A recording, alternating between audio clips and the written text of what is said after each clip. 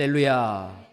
말씀 가운데 역사하시는 하나님의 능력이 또 은혜가 오늘 또 예배에 참석한 우리 모두에게 임하기를 축복합니다. 우리 모든 사람은 살아가는 데 있어서 어떤 욕구들이 있고 또 그 욕구들이 채워지기를 원하죠. 메슬로우의 욕구 5단계, 가장 윗단계, 가장 밑에는 뭐예요? 가장 밑에는 생리적인 욕구가 있죠. 졸리면 자야 되고 이렇게 또 말이 오면 놓아야 되고 싸야 되고 이런 게 있는데, 가장 높은 데가 자아 실현의 욕구라는 게 있죠. 자아 실현의 욕구 5단계. 바로 밑에 이제 존경받고자 하는 욕구도 있고요. 그 다음에 사회적인 욕구도 있는데, 뭔가 자아 실현의 욕구가 있단 말이죠. 뭔가 내가 살아 있으면서 또 직장 생활하면서 뭔가 이루고 싶은 일들이 있습니다. 좀 이루어 놓고 싶어 해요. 그리고 그 일들을 다 이제 마감하고 나면은 그것들을 좀 기록으로 남기고 싶습니다. 그래서 쓰는 것이 뭡니까? 회고록 아니면은 자서전 이렇게 좀 남기고 싶죠. 그런 회고록이나 자서전에서 자신이 이루어 놓은 일을 최대한 미화하고요. 또 실패한 것에 대해서도 자신의 입장에서 실패할 수밖에 없었던 이유를 쓰기도 하고, 또 아니면 그나마 최악을 막는 선택이었다, 어쩔 수 없었다, 이렇게 자신을 변호하기도 합니다.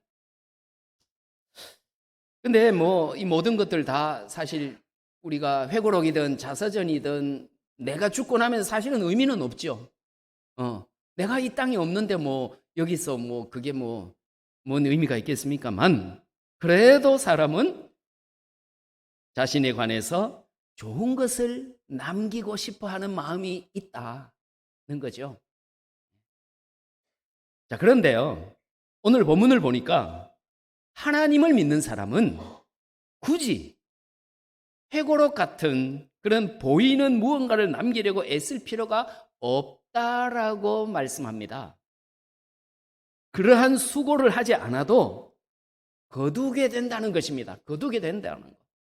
내가 뭔가 거두어 놓는 모습을 세상에 보이려고 하지 않아도 거두게 된다는 것이죠. 그래서 7절, 8절, 9절 그 절절마다 맨 마지막에는 거두리라예요. 거두리라, 거두리라, 거두리라. 자, 여기서 거둔다라고 하는 말, 이 말 뭡니까? 거둔다는 것은 누군가가 또 내가 뭔가 시작해 놓은 일이 있다는 거죠. 뿌려 놓은 일이 있다는 것입니다. 그러니까 그걸 거두는 거죠. 다시 말하면 자신이 살아온 결과가 결국은 자신에게 돌아온다 라고 하는 의미가 거둔다에 들어가 있습니다. 거둔다. 부메랑이죠, 부메랑. 자, 이 원칙은 무슨 긍정적인 어떤 일도 그렇고 부정적인 것도 마찬가지죠. 좋은 일을 하면 좋은 것들이 돌아오고 악한 일을 하면 악한 대로 돌아옵니다. 세상에서 내가 살아온 일들의 결과가 나에게 돌아오는 거, 그거는 피할 수가 없습니다. 아주 토막내서 짧게 보면은 뭔가 형평성이 맞지 않는 것 같고, 악인이 훨씬 잘 되는 것 같고, 이렇게 보일 수도 있지만, 그러나 평균을 보고 전체를 보면 이거는 하늘의 이치죠. 자, 근데 그렇다면 무엇을 심든지 그대로 거둔다는 뜻인데, 그러면 뭐가 중요한가? 그러니까 성도는 뭔가 애써서 일부러 남기지 않아도 되는데, 그러면 심은 대로 거둔다 해서 중요한 것은 심는 거겠죠. 그럼 심으면 심은 대로 거두는 거니까 어떻게 심느냐? 애초에 우리가 무엇을 심느냐? 또 그것을 어떤 방식으로 심느냐 하는 거, 이게 중요하겠습니다. 그래서 오늘 제목이 거두기 위해서는 이러이러하게 심어야 한다, 그 말이겠죠. 심어야 한다. 무언가 남기는 것은 회고록과 같이 내가 억지로 만드는 것에서 이렇게 도출되는 것이 아니라 매일매일 내가 어떻게 살아가느냐, 그거에 따라서 자연스럽게 이루어지는 것 아니겠습니까? 그게 당연한 것이죠. 뭔가 억지로 뭘 이렇게 조작해내려니까 힘든 거예요. 무리가 생기고 탈이 나고 내가 하려는 것과 사람들이 생각하는 건 달라지고 뭐 이런 거 아니겠습니까? 자, 그렇다면 지금 여기서 내가 무엇을 또 어떻게 심어야 하는지, 이것을 오늘 본문 가운데에서 몇 가지를 찾아보려고 합니다.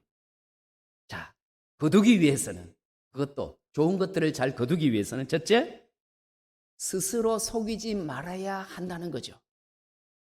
스스로 속이지 않는 방식으로 심어야 한다는 것입니다. 7절에서 스스로 속이지 말라라고 경고하고 있습니다.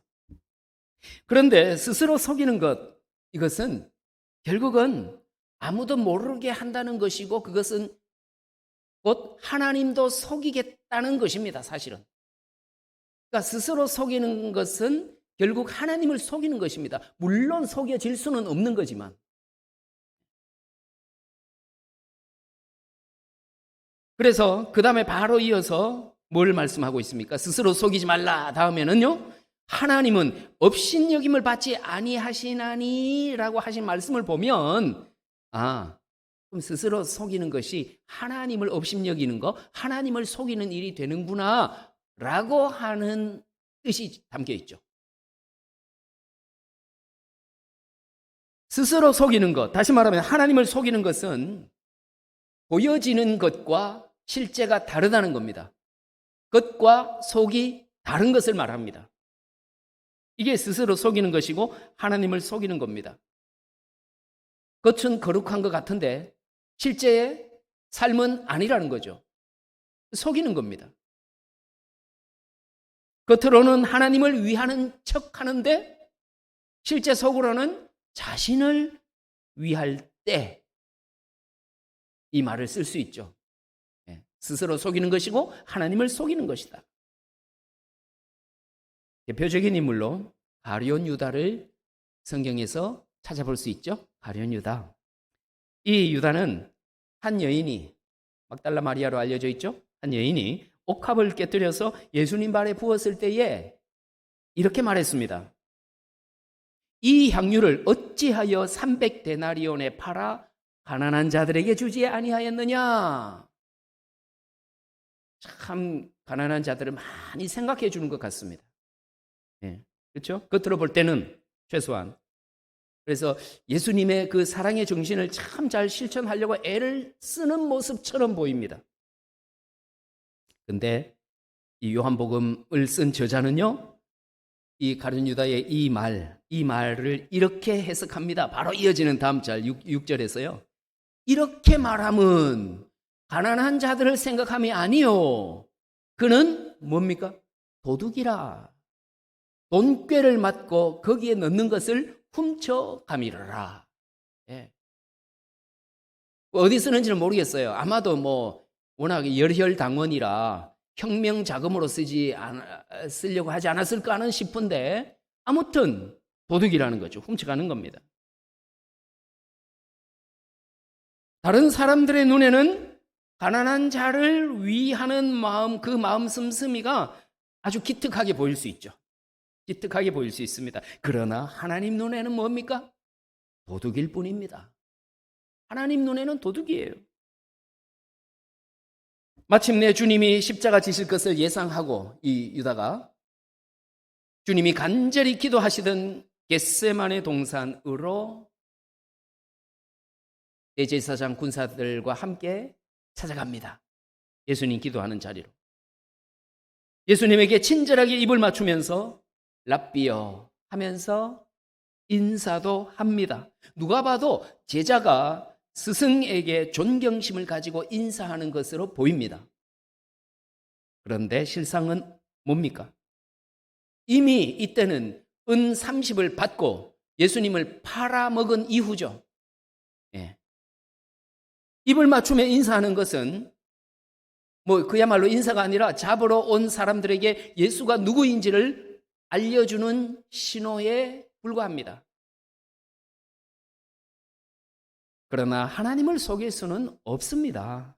아무도 모를 거라고 생각하는 그것이 곧 하나님을 속이는 것이죠. 그래서 nobody knows 그러면 아무도 모른다는 그 영어잖아요. 아무도 모른다. 같은 의미로 God knows예요. 하나님만 아신다. 똑같은 의미예요. 아무도 모른다. 하나님만 아신다. 근데 아무도 모를 거라고 생각하는 그것이 그렇게 생각하는 사람 입장에서는 하나님도 모를 거라고 생각하는 거예요. 바보같이. 그러니까 결국은 자기가 자기에게 속는 것이 되는 거죠. 스스로 속임을 당하는 것과 같습니다. 지금 가룟 유다의 행위가 바로 그런 겁니다. 우리는 스스로 속이는 자가 되어서는 안 되겠습니다. 그 속이는 자는 하나님을 속이려고 하는 것이고 결국은 스스로 속임 당하는 꼴이 되는 것입니다. 하나님을 속이면서까지 거두게 된다면 그것은 불신앙에 따르는 하나님의 저주와 진노일 뿐입니다. 그것이 세상적으로 잘 되는 것처럼 보여도 그것으로 인해서 막 하나님 속이고 자신 속이고 해서 돈을 많이 번다고 해도 결코 그건 복이 아니라는 거죠. 저주요 진노입니다. 믿는 사람은 하나님 앞에서 있는 모습 그대로 나아가야 합니다. 뭐 이 말을 그냥 뻔뻔스럽게 나아가라는 뜻이 아니고 네, 겉과 속이 같아야 된다는 뜻이죠. 하나님 앞에서 진실한 모습으로 서게 되면요, 하나님의 진실한 사랑을 결국 거두게 되는 줄로 믿으시기 바랍니다. 두 번째, 거두기 위해서는 두 번째, 썩지 않을 것을 위해서 심어야 합니다. 썩을 것을 위해서 심으면 의미가 없죠.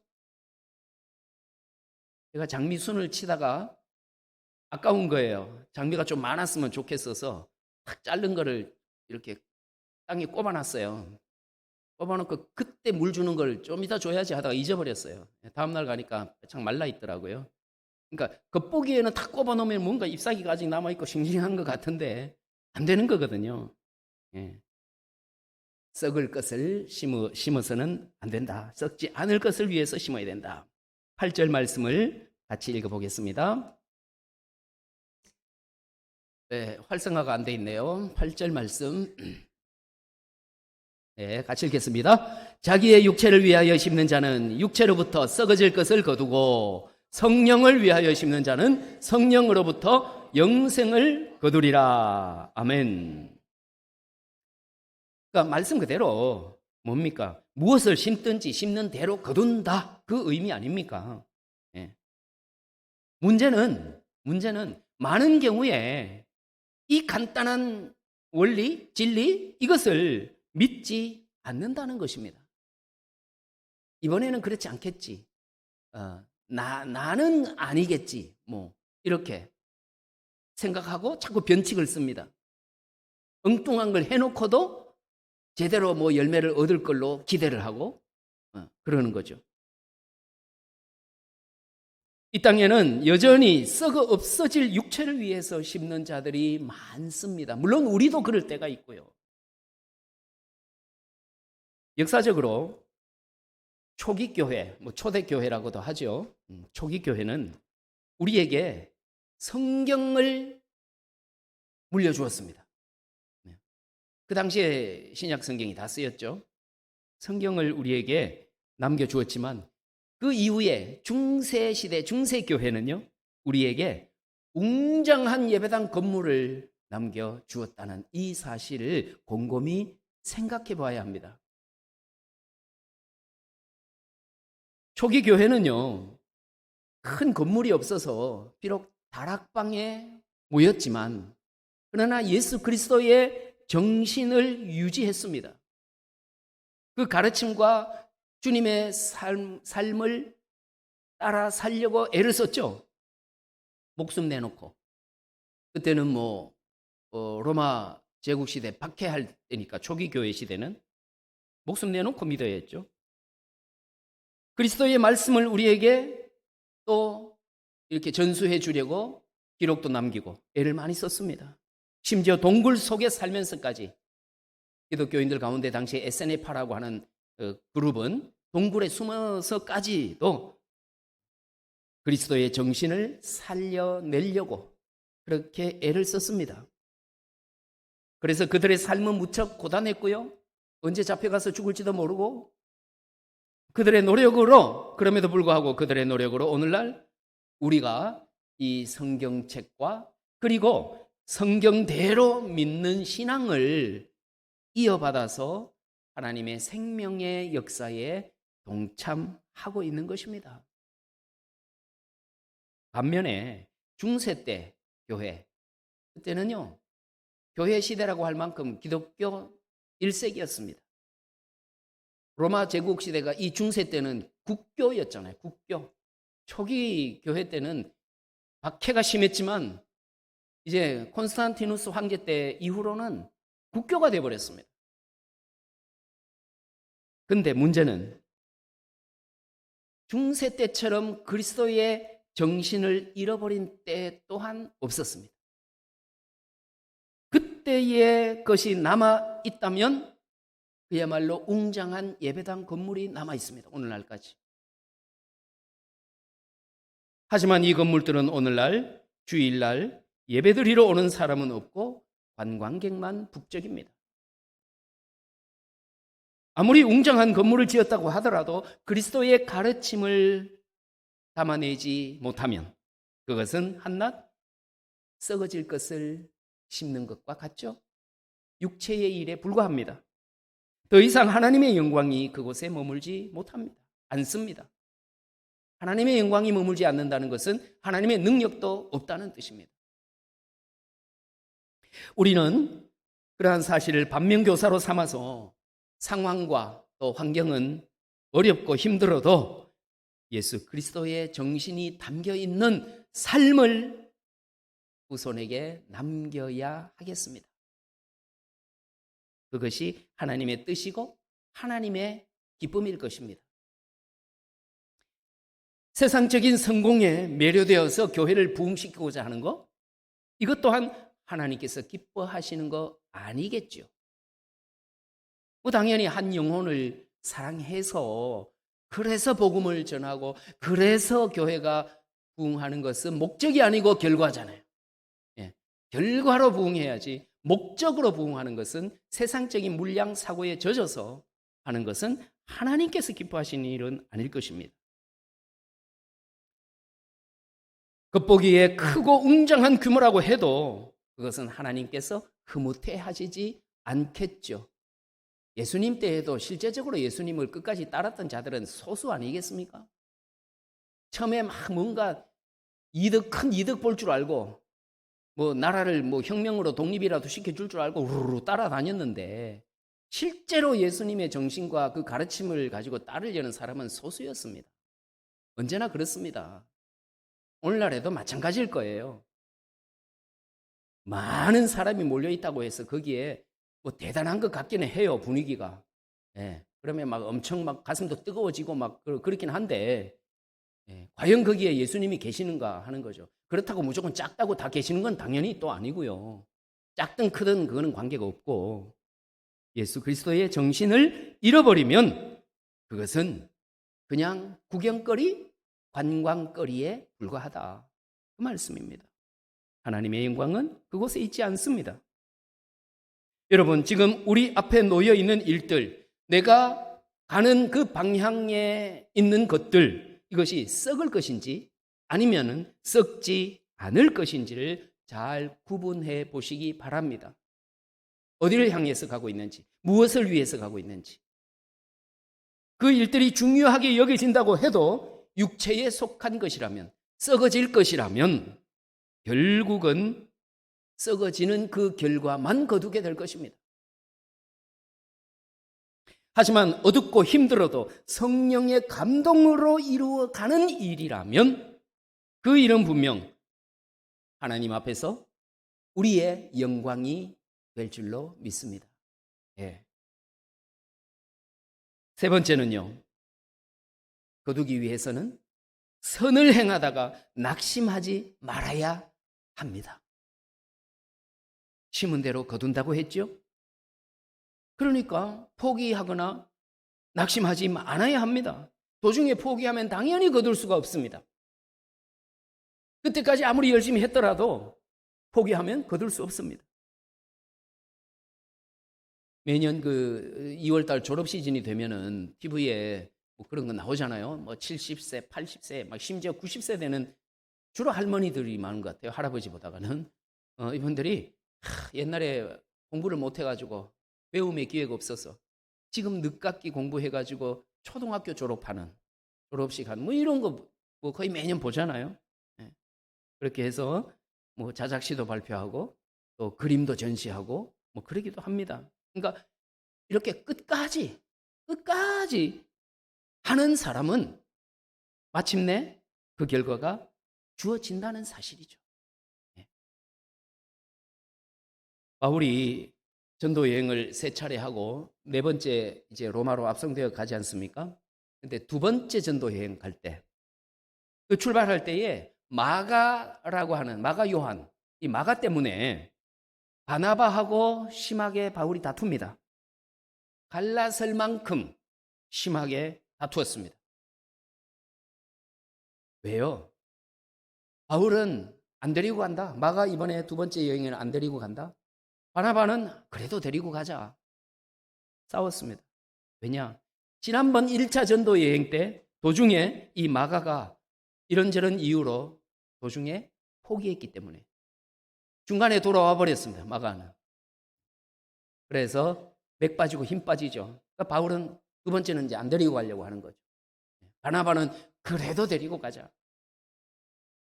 아무튼 도중에 포기했기 때문에 포기하면 일이 되지를 않습니다.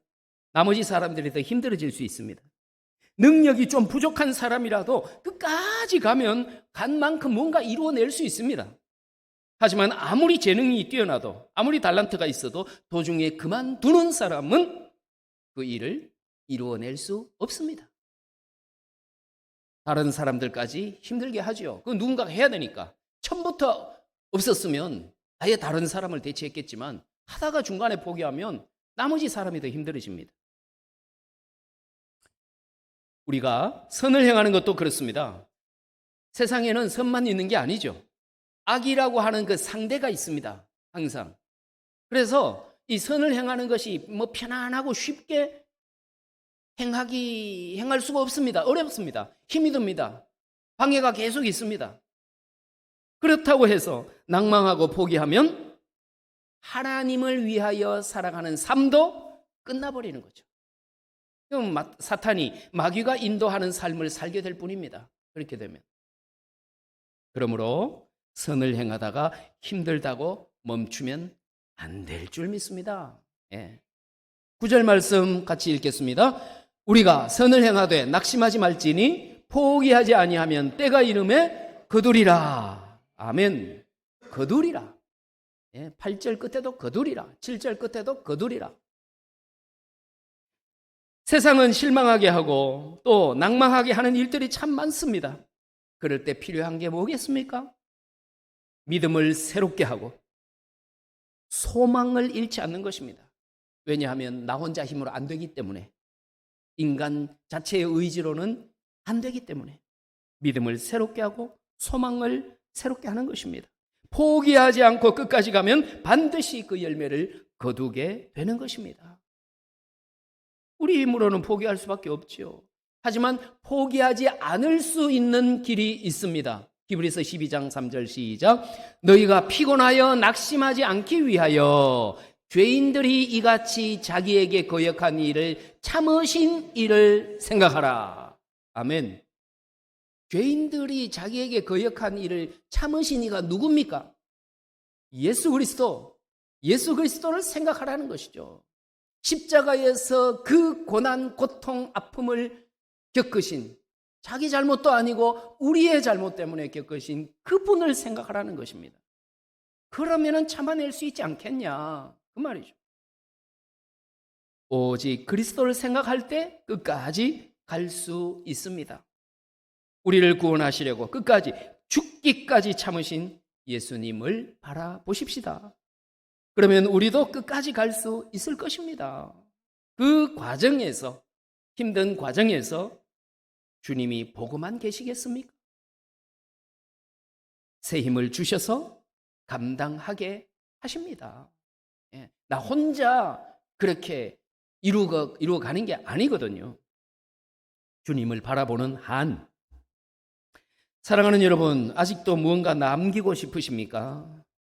남기려고 애쓰기보다가 주님이 부어주시는 은혜 가운데 지금 여기에서 내가 할 일에 신실하게 최선을 다해서 나아가는 자들이, 감당해가는 자들이 되시기를 바랍니다.